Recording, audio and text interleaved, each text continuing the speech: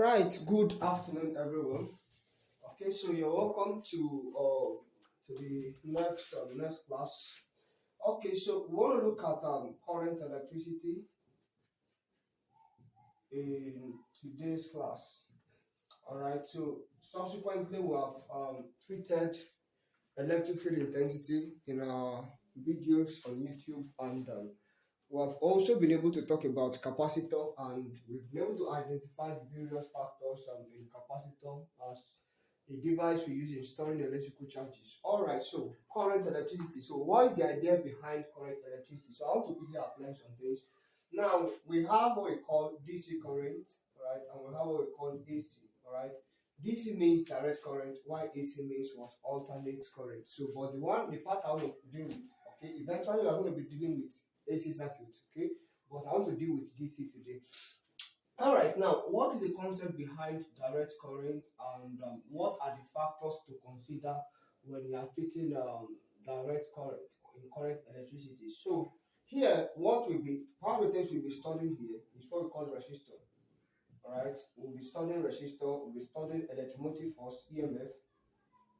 Then we'll also be talking about multipliers, galvanometers, all right, that is moving coil with diameter, and all of those concepts. Kirchhoff's theory, Gustav Kirchhoff's theorem, all right, the first and the second law, and many of those things. But quickly, I want to start from resistor and EMF. Then on the second part of this video, I'm going to expand it.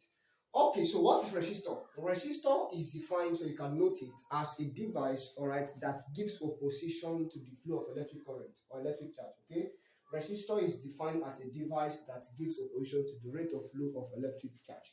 All right, and resistance is actually the opposition given to the flow of electric charge. All right, the resistor is what we use to perform the opposition resistance. So if that is the case, all right, what are the things to note about resistor? Once you know that, first of all, it is used to resist the amount of electricity that's supposed to pass through any conductor. For instance, every electrical charger has a resistor that helps to reduce the extent of voltage that passes through the conductor to the phone.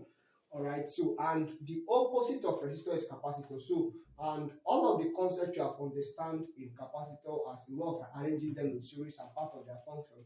We are going to be doing the opposite in this one, because the opposite of capacitor is resistor. So now, if you are going to start, all right, from the first, so we said that a resistor is a device. Resistance is defined as the position given to the flow of electric current. While resistor is a device that is used to perform the operation, all right, that is used to resist that or to give that position. So that is the case. So now start. Now, the symbol of resistor is R, and it is governed by what we call Ohm's law. All right. Then, aside from that, every conductor, okay. Now we know that conductors are good. They allow the passage of heat and electricity. Right, one insulator does not allow the passage of heat and electricity. So if this is a conductor, okay, so and a current passes through this conductor, of course it will allow current to pass through it. Now that current I, okay, is here. Now according to Ohm's law, there is a law we are going to be using, all right, eventually to connect that together. But if you are asked the current and the charge in metallic conductor, your charge in a metallic conductor is given to be NAVE. All right, this is the number of electrons, A is the area, this is the drift velocity, and this is the electronic charge. This is what we use, the formula we use to determine the current in a metallic conductor. I is equal to NAVE. All right, A is area, so N is the number of electrons, N is the number of electrons. Then we have A to be the area, we have V to be drift velocity, and we have E to be electronic charge, like I said before. So I is equal to N. If we want this A is area, we can write it as AVE. This is the formula we use to determine the current passing through a metallic conductor. So this is a metal, the current passes through it, so you can have this. N, I said, is the number of electrons. Okay, A is equal to the area of the conductor. Then V is equal to drift velocity, and E is equal to electronic charge. So these are the three the factors we use: electronic charge, right? Quite important. So if that's the case, now what is now the current density? Now when you are talking about current density, all right, current density is defined as the ratio of the current passing through the metallic conductor by the area. Okay, I'll come again. Current density is defined, the symbol of current density is J, is defined as the ratio of the current passing through the metallic conductor divided by the area. So if I'm going to be writing the mathematical expression for current density, what's going to happen is that I'm going to be having my J here, which is the current density.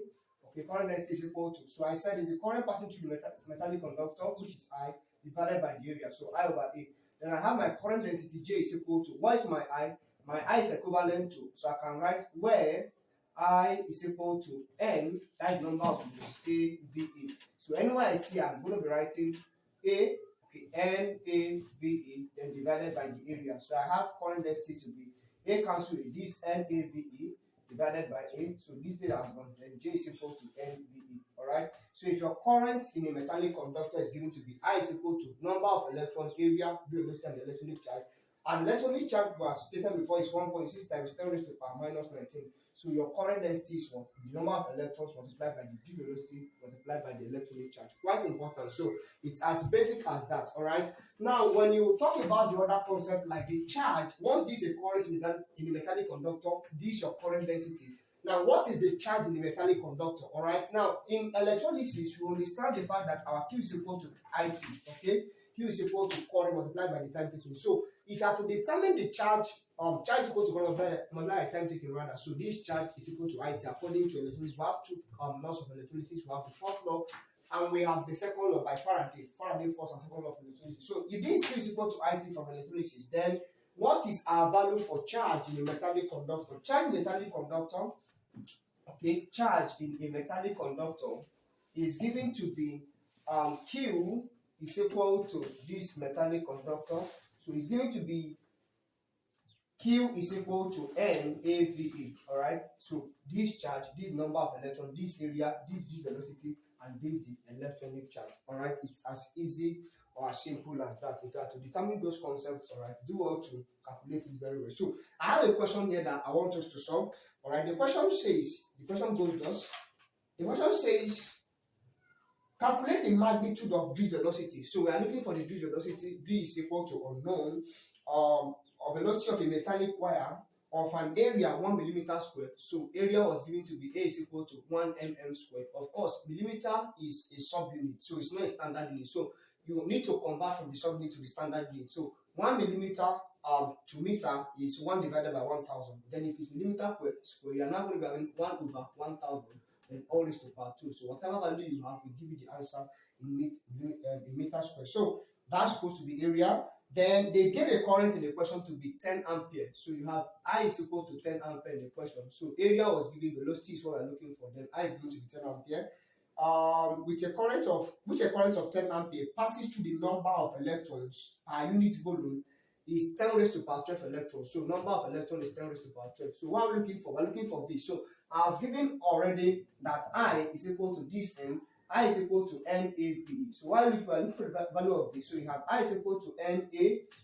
So you divide both sides by NAE divided by NAE. So at the end, this one has gone. Then you have I over NAE is equal to the value of V, or V is equal to what? I over NAE. So what's your current? Current is given in the question to be 10 amperes. So you have 10 divided by number of electrons is given to be 10 raised to power 12. Okay, 10 power 12. Then 1 is given to be the area. Area has been converted to 1 over 1000. Alright, all raised to power 2. 1 over 1000 raised to power 2. So this is 1 over 10 raised to power 6. That is supposed to be 0.0000 1, 2, 3, 4, 5, then 6. Okay, then we have 1. 1 times 10 raised to power minus 6 is going to be the value there. Okay, so then multiplied by the electronic charge. Electronic charge is 1.6 multiplied by 10 raised to power minus 19. So if you find the value of the numerator and divide 10 by 8, denominator and divide 10 by 8, you're going to have your answer. So at the end, if you calculate very well, your value of velocity is supposed to be 6.25. Write down the calculator if you are following the class.